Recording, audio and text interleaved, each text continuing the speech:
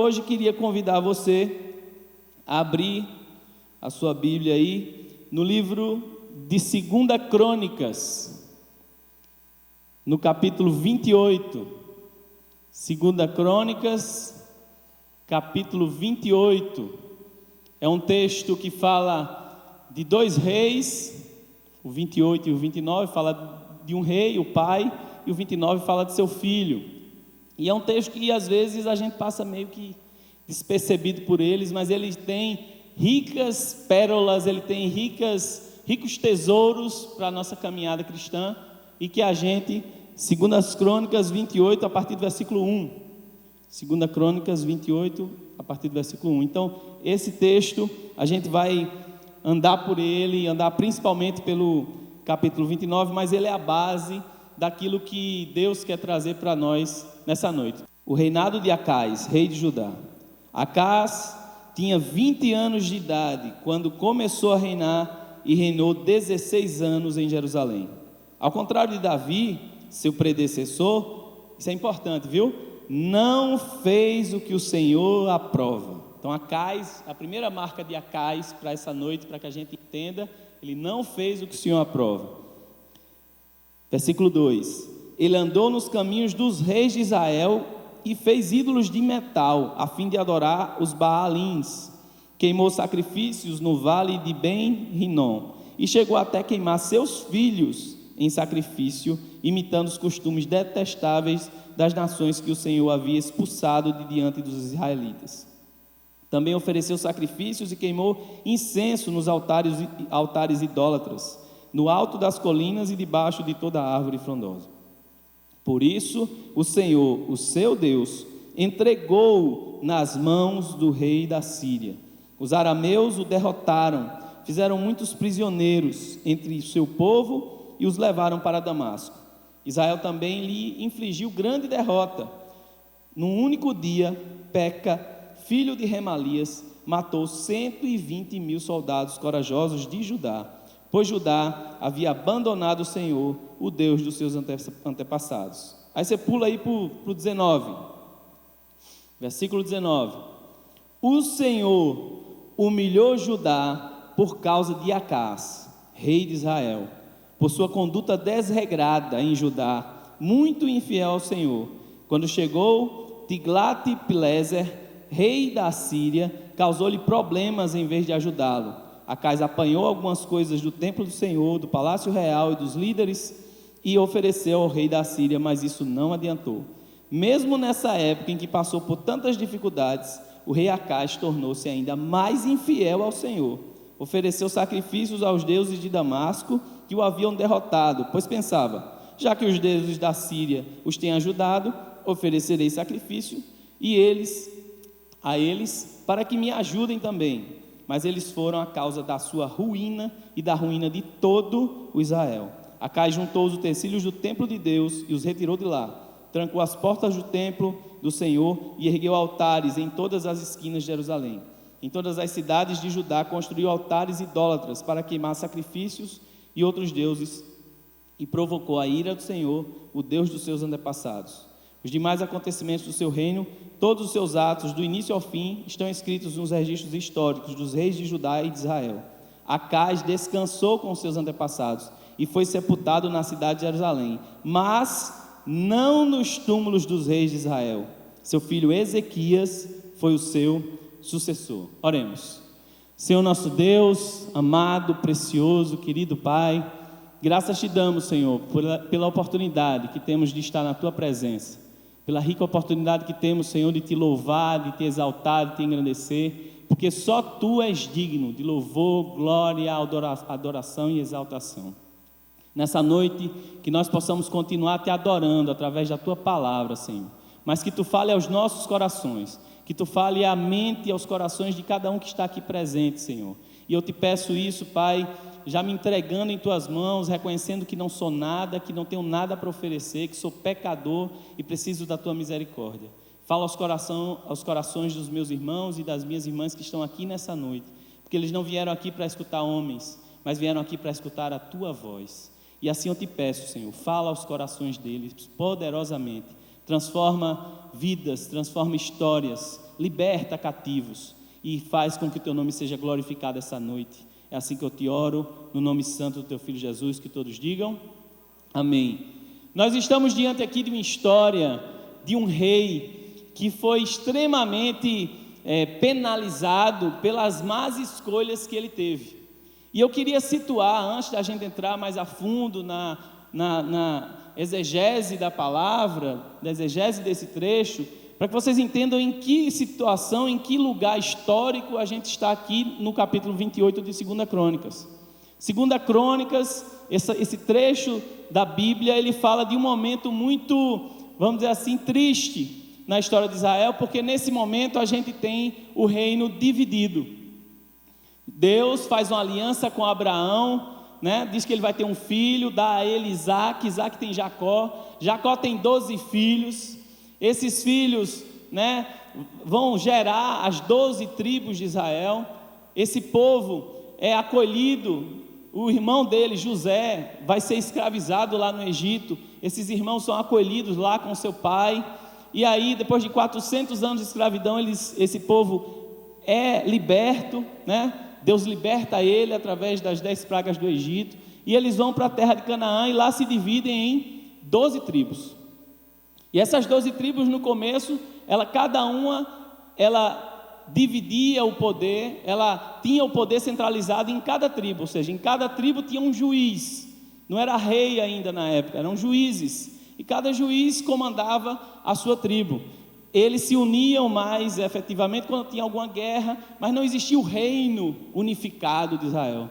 E aí o povo pede um rei, e aí vem o rei, o primeiro rei do chamado Reino Unido, que é Saul. Saul reina, desobedece ao Senhor, o Senhor tira a mão sobre ele, vem Davi tem um filho chamado Salomão. Salomão reina com sabedoria, mas aí quando Salomão morre, o seu filho Roboão, ele com pouca sabedoria, nada que ele sabia, nada ele pôde aproveitar do seu pai, ele era extremamente imaturo, e ele consegue a façanha de dividir o reino que estava unido. Então o reino se divide em duas estruturas. A primeira é o reino do norte, onde tinha Samaria, vamos dizer que era o lugar principal do reino do norte, em que estavam localizadas as 10 tribos que romperam com Roboão, e no reino do sul, ou chamado reino de Judá, tinha lá as tribos de Benjamim e Judá. Jesus vem justamente da raiz de Judá, né? É o leão da tribo de Judá. Então nesse momento a gente tem essa situação, o reino está dividido, e Acais é rei no reino do sul, justamente em Judá, de onde Jesus viria, ele é o rei de Judá. Só que Acais aqui, como a gente viu, era um rei extremamente incrédulo, e era um rei idólatra, mas ele não observou o que Deus mandava, e aí isso trouxe uma série de consequências para Acais. Acais perdeu tudo que o reino tinha. O reino era o tempo todo invadido, eles eram invadidos pelos filisteus, eles eram invadidos pelos sírios, pelos assírios, pelo próprio reino do norte, os próprios israelitas, o povo de Israel, o próprio reino do norte, o chamado reino de Israel, ia lá e foi lá, invadiu e matou 120 mil, como a gente leu aqui.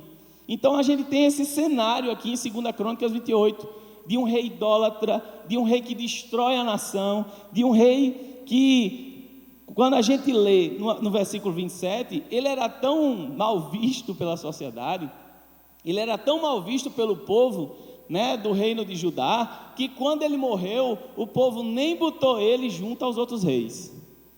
Acais morreu e não teve nem as honras, né, reais de ser sepultado junto com os outros reis, para ver como é que ele era um menino bom, um menino que o povo gostava muito dele, né?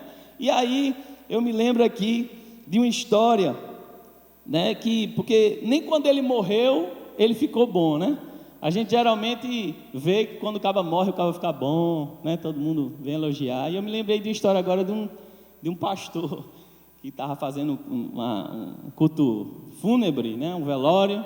E aí chegou, aí começou aqui, um homem de Deus, pai exemplar, marido a toda prova, filho, profissional, vizinho, um homem excelente. Aí a mãe virou para o cara: filho, vai ver se é teu pai que está ali dentro mesmo, porque esse cara que esse pastor está falando aí não é o que eu conheço. Ou a gente está no lugar errado, ou o defunto é outro. Então nem Acais, nem depois que morreu ele ficou bom. O povo não queria saber de Acais. Mas aí tem uma contrapartida. Entra em cena aí o capítulo 29, não fecha sua Bíblia não. No capítulo 29, entra em cena o filho de Acais. Como é o nome do filho de Acais? Ezequias.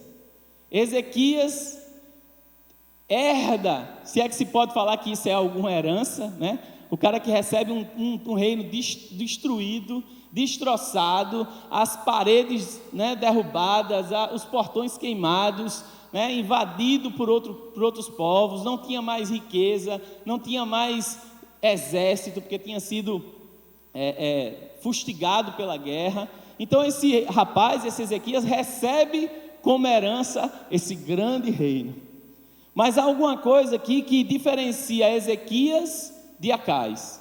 E aí está no versículo 2. Mas vamos ler do 1, no capítulo 29 de 2 Crônicas, que diz: Ezequias tinha 25 anos de idade quando começou a reinar, e reinou 29 anos em Jerusalém. O nome de sua mãe era Ábia, filha de Zacarias.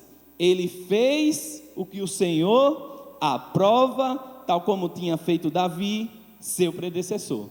Já começa a diferença aí entre Ezequias e seu pai Acás.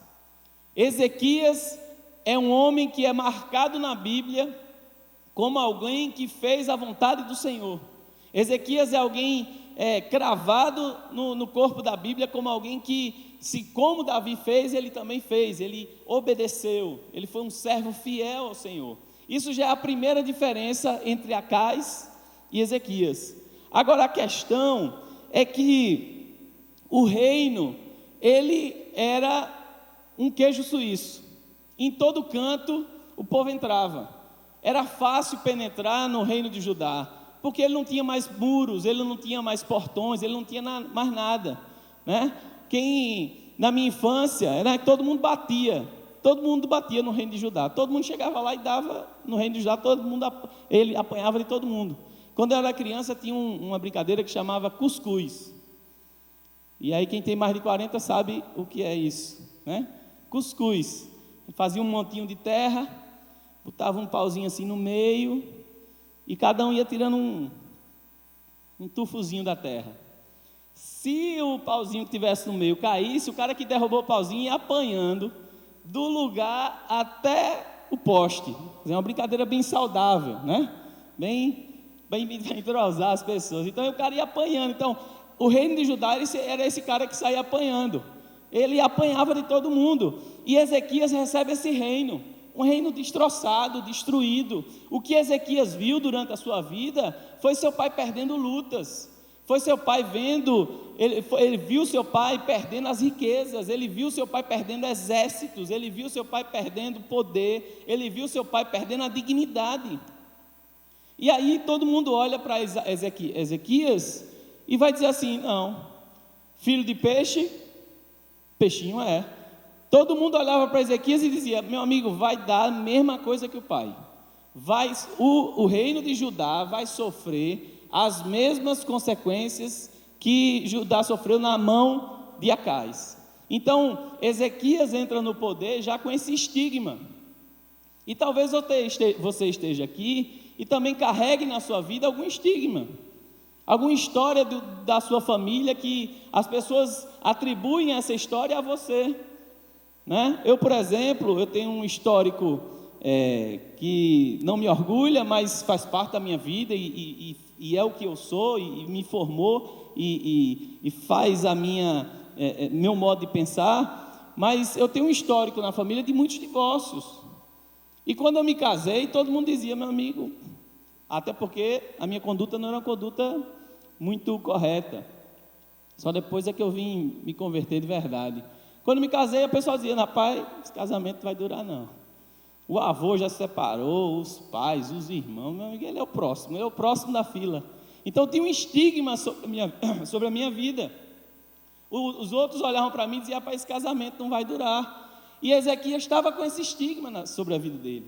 Mas só que, assim como Ezequias, e já a gente vai saber qual é a atitude que Ezequias tomou, eu tive a graça de um dia encontrar Jesus e entender que havia um Deus na minha vida. E aí um dia eu fui numa pregação num lugar, e aí vi um testemunho de um senhor dizendo o seguinte: eu conheci um idoso com 85 anos, e ele foi orientar o neto que ia casar, e o neto chegou para ele e disse: meu avô, qual é o conselho que o senhor me dá para eu fazer minha esposa feliz? Ele virou para o neto e disse: nunca traia a sua esposa. Eu tenho 60 anos de casado com sua avó e nunca dei essa colher de chá. Nunca cometi esse erro contra ela. E eu vi aquilo e eu tomei aquilo para mim. Eu disse: eu quero isso para a minha vida. Eu quero acabar meus dias e olhar para os meus filhos e dizer: meu filho, nunca traia a sua esposa, porque você está olhando para um homem que nunca traiu a sua mãe. Meu neto, nunca traia a sua esposa, porque você está olhando para um homem que nunca traiu a sua avó.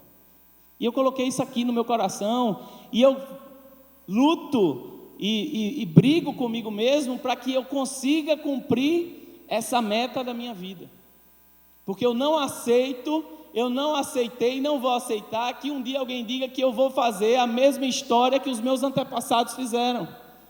Eu não vou aceitar, porque hoje quem comanda a minha vida não é Luiz Augusto, é o Espírito Santo de Deus. Então eu vou glorificar o nome de Deus através da minha vida, através da minha história. Então o que ficou no passado, ficou no passado. Talvez você esteja aqui hoje marcado pelo passado de um familiar seu, de um pai, de um avô, de um tio, de um irmão, seja lá o que for. O Senhor nessa noite quer dizer: eu faço novas todas as coisas.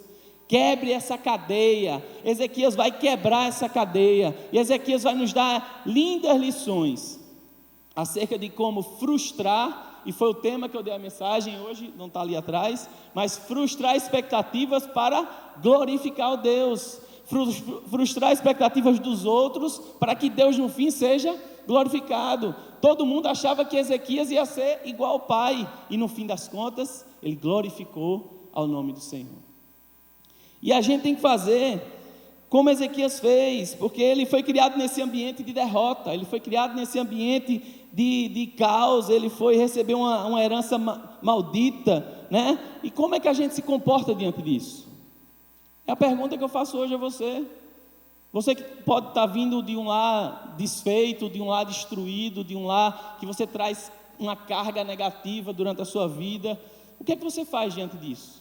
Como é que você age? Como é que você quebra isso? Como é que você segue adiante sem estar preso ao que aconteceu no passado? É isso que a gente vai estudar hoje de forma muito rápida, e Ezequias vai nos ensinar isso, né? Ezequias diz lá que a primeira coisa que ele fez foi aprovar e foi obedecer ao que Deus tinha para a vida dele. Mas não é só isso, né? A gente tem que romper com o passado. Ezequias rompeu com esse passado, e ele frustrou aqueles que pensavam que ele ia ser igual ao pai. Hoje é o dia de você começar a frustrar aqueles que acham que você vai ser igual ao seu avô. Hoje é o dia que você tem que começar a frustrar aqueles que pensam que você vai cair aonde outros caíram atrás. Você tem que começar a frustrar a expectativa dos outros quanto à sua vida, e você tem que começar a glorificar o nome de Deus a partir de hoje. Você tem que glorificar o nome dele, você tem que exaltar o nome dele, e você não tem que se prender aos rótulos que botaram na sua testa, porque você é o que Deus diz que você é. Ninguém pode rotular você de nada, porque quando você recebe a Jesus como Senhor e Salvador da sua vida, você é exatamente aquilo que Ele quer que você seja. E para isso eu preciso me derramar, eu preciso reconhecer que eu tenho falhas, eu preciso reconhecer que Ele é o Senhor. E aí, se alguém chegou para você dizendo que você não ia chegar a lugar nenhum, chegue lá. Se alguém chegou para dizer para você que você não ia se formar, se forme. Se alguém chegou para você dizer que você não ia se casar, se case. Se alguém na sua família chegou dizendo que seu casamento não ia dar certo, faça dar certo. Não olhe para o que os outros estão dizendo, não. Olhe para o plano perfeito de graça, de glória e misericórdia que Deus tem para a tua vida. Faça dar certo, porque nós não estamos sob o jugo da maldição hereditária. O sangue de Jesus nos cobriu, nos revestiu, e Ele quer fazer de nós pessoas, e quer fazer com que a nossa vida seja reflexo da glória dEle para o mundo. Mas é preciso que você dê um basta, dê um chega, e Ezequias deu um basta. Se você ler lá no versículo 10, está escrito o seguinte, 29, versículo 10. Pretendo, pois, agora fazer uma aliança com o Senhor, o Deus de Israel, para que o fogo da sua ira se afaste de nós. Ezequias, quando ele diz pretendo, ele toma uma decisão. Em outras versões, se você está com a versão Almeida aí, vai estar escrito, agora estou resolvido. Ezequias resolveu, eu não vou seguir a história do meu pai, eu estou resolvido, eu vou mudar a história desse país, eu vou mudar a história da minha vida, eu vou mudar a história dessa nação, porque eu estou resolvido. Você nessa noite precisa resolver, romper com esse laço de morte que está sobre sua vida. Você precisa nessa noite romper com o laço hereditário, de traços de sua família que estão lhe seguindo, que estão lhe guiando e que você até certo ponto aceita. Você tem que romper com isso e você tem que se decidir, e o dia de se resolver é hoje. E Ezequias se resolveu, ele disse, eu não quero mais, eu vou resolver fazer uma aliança com o Senhor e vou fazer com ela. E ele diz, agora tenho no coração um propósito, diz outra versão. Ele coloca no coração esse propósito. Ele coloca na sua mente o firme propósito de fazer uma aliança com o Senhor. Então você tem que se decidir nessa noite, você tem que se resolver, você tem que colocar o pé firme daqui em diante, sabendo que o Senhor vai te guiar. Mas você tem que fazer como Ezequias. Ezequias resolveu frustrar o histórico de derrota que ele herdou. Uma herança, meu querido, você só recebe se quiser. E Ezequias resolveu não receber aquela herança. Está resolvido. Então você precisa resolver. É a decisão da mudança que está nas suas mãos.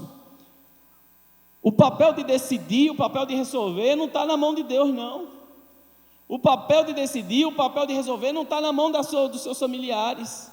O papel de decidir, o papel de resolver não está na mão da sua sogra, não está na mão da sua mulher, não está na mão dos seus filhos, não está na mão do seu patrão. A decisão e o resolver, decidir, está nas tuas mãos. Se você quer ter uma vida nova a partir de hoje, você precisa resolver, você precisa decidir, você precisa pisar firme, firmar o passo e dizer que de agora em diante, o Senhor é que guia os meus passos. Agora em diante, é o Senhor que vai direcionar os meus caminhos.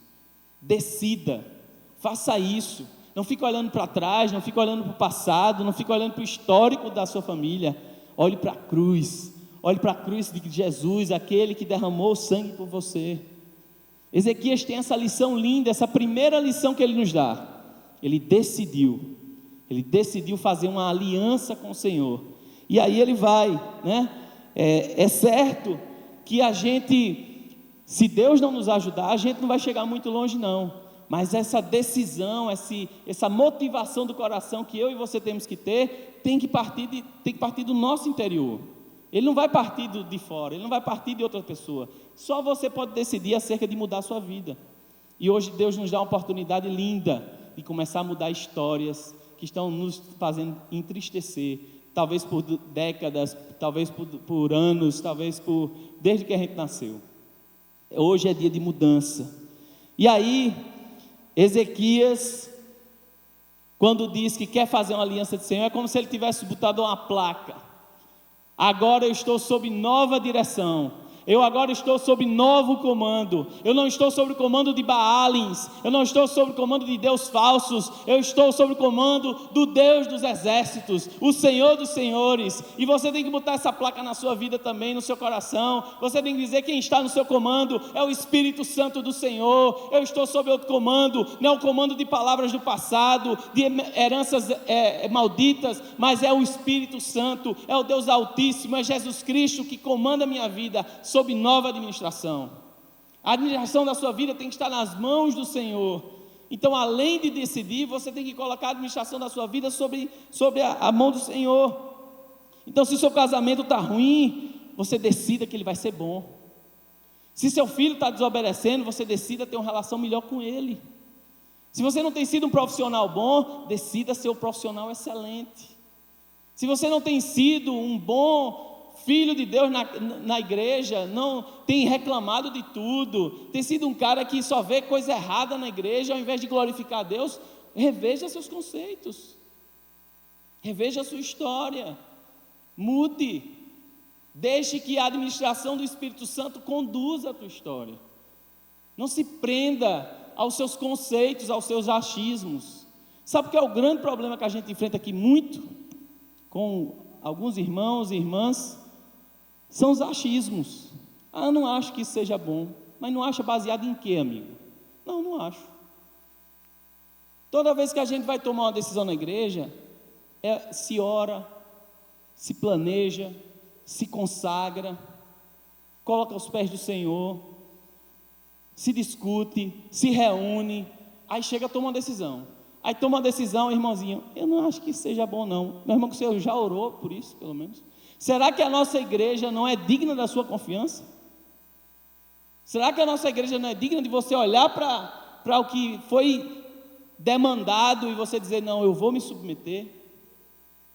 Tem gente que só faz reclamar e está perdendo a bênção de viver as maravilhas que o Senhor tem para a casa dele. Não quer mudar, quer ser membro de cadeira, né? E só faz reclamar. Então chega disso. Ezequias diz: acabou a festa. Ninguém vai entrar aqui na minha casa mais e vai botar os pés em cima da minha mesa e comer na minha geladeira, não. Pode dizer aí, para os sírios, para os assírios, pode dizer aí para Israel, pode dizer para todo mundo que agora quem comanda aqui é o sangue de Jesus. Quem comanda aqui é o Deus dos exércitos. Quem comanda a tua vida é quem? O pensamento dos outros? O que tem comandado a tua vida? A segunda coisa que Ezequias fez, está lá no versículo 3, do capítulo 29, diz o seguinte: no primeiro mês do primeiro ano de seu reinado, ele reabriu as portas do templo do Senhor e as consertou. Se você quer mudança na sua vida, meu irmão e minha irmã, você precisa começar hoje. Ezequias não esperou um mês do reinado. Ezequias não esperou, que acontecesse algum fato extraordinário. Ele simplesmente, no primeiro dia do primeiro mês, ele foi lá e começou a mudança. No primeiro mês do primeiro ano do seu reinado, ele reabriu as portas do templo do Senhor. Isso quer que diz a nós: quem quer mudar, muda hoje. Eu só vou mudar quando entrar na conexão. Eu só vou mudar quando eu voltar de uma viagem. A história do regime, Segunda-feira eu começo. Não, amanhã eu começo. Amanhã não existe, minha gente. Porque quando amanhã chegar, já é hoje. Você não faz nada amanhã, não. Você só faz hoje. Não, amanhã eu vou fazer tal coisa. Quando amanhã chegar, já é hoje. Então você tem que começar hoje. Deus te chama para começar a mudança da tua vida hoje. Assim como Ezequias começou no primeiro ato do seu governo, foi reabrir as portas para adorar o Senhor, você precisa também começar a mudar hoje. Ezequias não esperou para amanhã. E aí no versículo 5 diz o seguinte: e Ezequias diz: escutem-me, levitas, consagrem-se agora e consagrem o templo do Senhor, Deus dos seus antepassados. Retirem tudo que é impuro do santuário. O dia da limpeza é hoje. Não espere para amanhã. Você precisa começar a mudança na sua vida na data de hoje. 24 de maio de 2017 é o dia em que você precisa dizer: chega, eu não aguento mais viver com isso. Eu vou mudar a minha história, eu vou mudar as minhas circunstâncias, porque eu quero que Deus siga o meu caminho, que eu siga o caminho de Deus e que Ele guie a minha história. O dia é hoje. E Ezequias diz o seguinte: eu preciso trazer de volta a presença de Deus para o nosso meio, pois quando Deus chegar, já era. Isso é na minha versão. Quando Deus chegar, minha gente, já era. Quando Deus chegar na tua vida, meu querido, já era. Não tem o que espernear, não tem o que chorar. Deus vai chegar na tua vida e vai mudar a tua história, mas você precisa trazer Ele para junto de você hoje. É quando? Hoje. Hoje. O Senhor quer estar na tua casa, Ele quer que você abra as portas de adoração dEle hoje, assim como Ezequias fez. Em terceiro lugar, Ezequias sabe quem podia resolver o seu problema. Qual era o cenário de Ezequias naquele dia, naquela circunstância que ele recebeu? Sem ouro, sem prata, sem exército. Ele precisava de quê? Precisava de um exército. Ele precisava de ouro, ele precisava de reconstruir os muros. Mas ele foi atrás de fazer alguma aliança com alguém para reconstruir os muros? Não, ele foi atrás de Deus, né? Ele chama os sacerdotes no versículo 8, né? E em outras palavras diz: sabe por que isso está acontecendo com a gente? Porque os nossos pais viraram as costas para o Senhor. Então não está nos faltando apenas dinheiro, está nos faltando o Senhor. E Ezequias sabe disso. E é por isso que ele restabelece o templo. É por isso que ele restabelece a Páscoa. Nos capítulos 31, ele reorganiza o templo. No capítulo 30, ele restabelece a celebração da Páscoa. E por que ele celebra a Páscoa? Por que ele coloca de novo para o povo a celebração da Páscoa?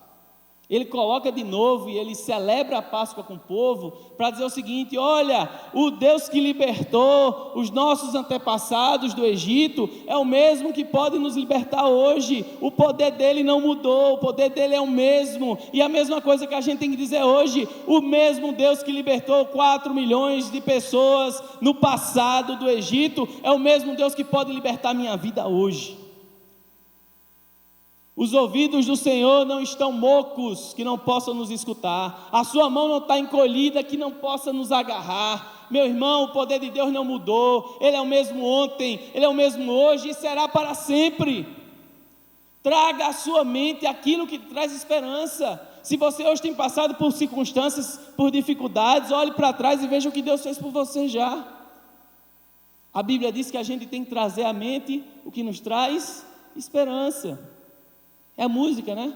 Quero trazer à memória aquilo que me traz esperança. Quero trazer à memória aquilo que me traz esperança. Traga à memória aquilo que Deus já fez na tua vida. Talvez você não esteja enxergando a luz no fim do túnel agora, mas olhe para trás e veja o que Deus fez na tua vida. Assim como Ezequias retraz a Páscoa para lembrar que teve um Deus poderoso que tirou aquele povo da escravidão e os colocou na terra de Canaã. Deus também pode fazer assim na tua vida. Ele pode te libertar hoje, mas você precisa também buscá-lo hoje. Deus pode começar um processo de libertação, um processo de restauração na tua vida hoje, mas você tem que também buscá-lo com todo o seu ser. E hoje a gente parece que precisa de tanta coisa, né? Não, eu preciso melhorar meu casamento, hoje eu preciso de emprego melhor, hoje eu preciso trocar de carro, hoje eu preciso trocar de apartamento.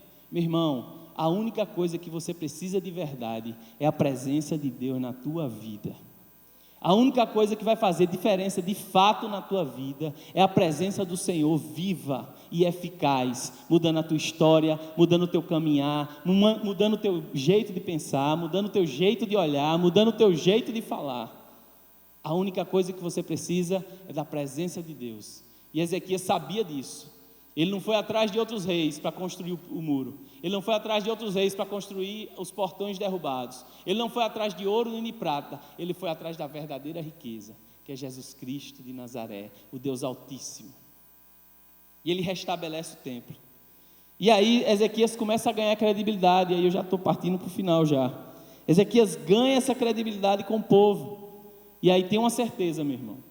Toda vez que você se consagrar ao Senhor, que você obedecer a Ele, vai vir um levante, vai vir uma rebordosa, vai vir um conflito, e você precisa estar firme.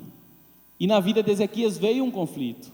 No capítulo 32, diz, no versículo 1, diz o seguinte: depois de tudo que Ezequias fez com tanta fidelidade, Senaqueribe, rei da Síria, invadiu Judá e sitiou as cidades fortificadas para conquistá-las.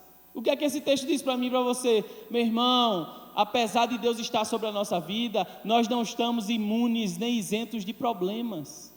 Os problemas virão, principalmente quando você buscar o Senhor, porque Deus quer te testar também, quer te fortalecer. E aí é lindo como Ezequias olha para esse problema. Senaqueribe, você pode estar se perguntando, quem danado é Senaqueribe que apareceu agora? Senaqueribe é o filho do rei da Síria que invadia Judá a todo tempo. Então Senaqueribe era um cara que, diferente de Ezequias, conhecia o que era vitória. Ezequias só sabia o que era perder, Senaqueribe só sabia o que era ganhar.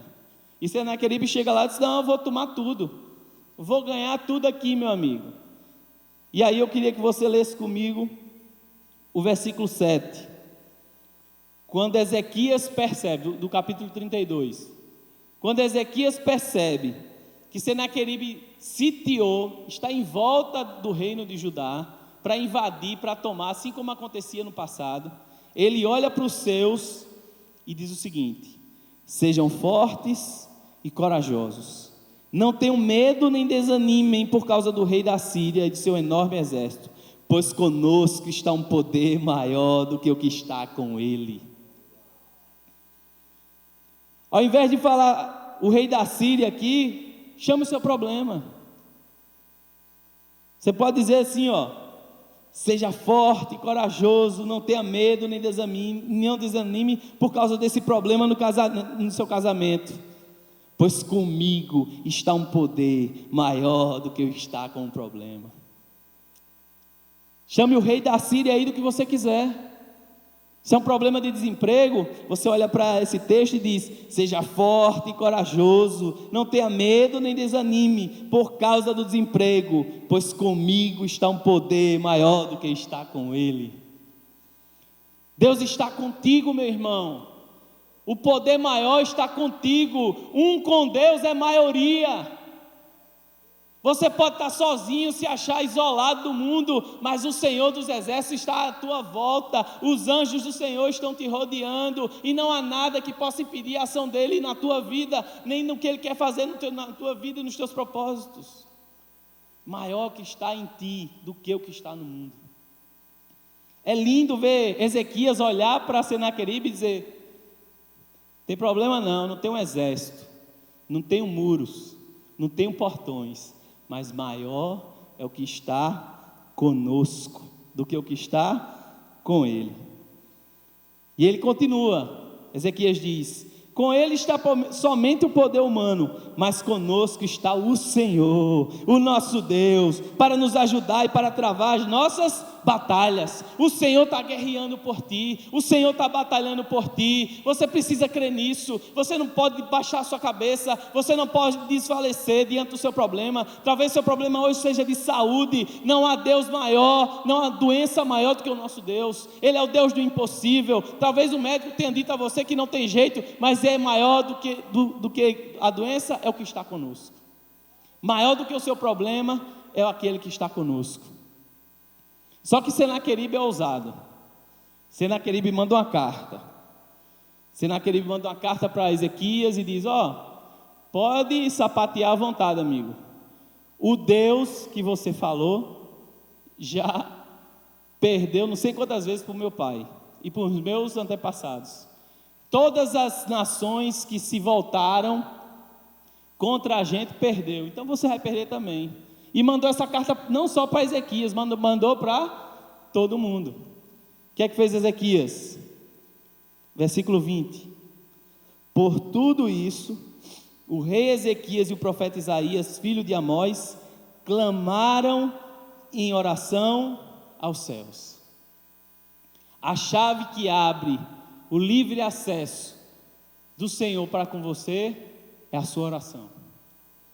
Ezequias estava diante do problema que ele, humanamente falando, ele não podia resolver. Ele não tinha exército, minha gente.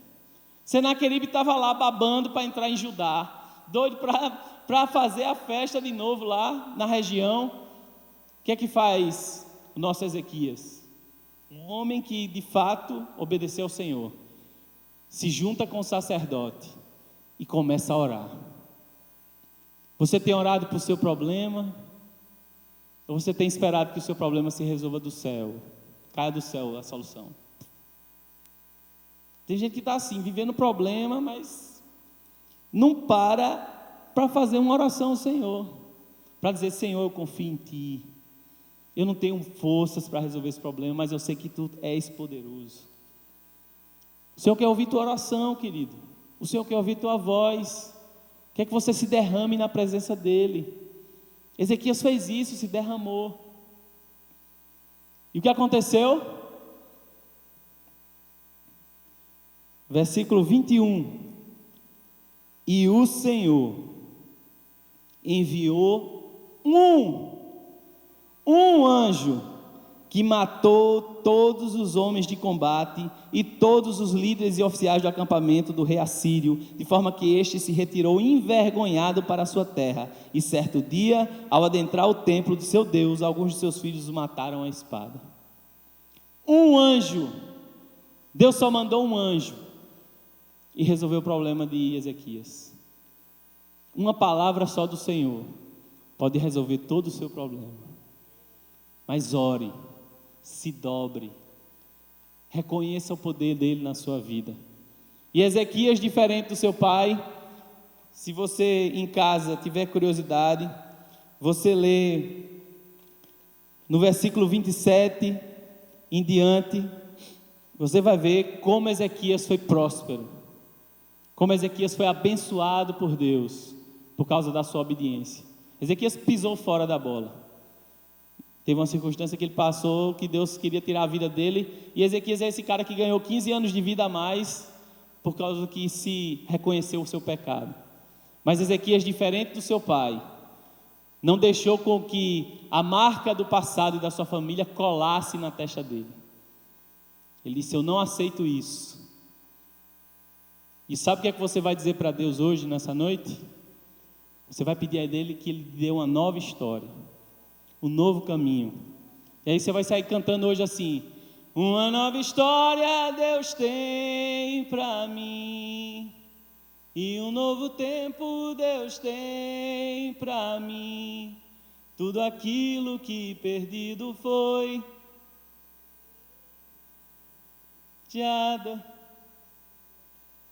uma nova história o Senhor tem para nós, um novo recomeço. Ezequias, se levantem, louve ao Senhor, porque o Senhor tem uma nova história para a sua vida. Que Deus nos abençoe e que Deus guarde a sua vida e a sua história.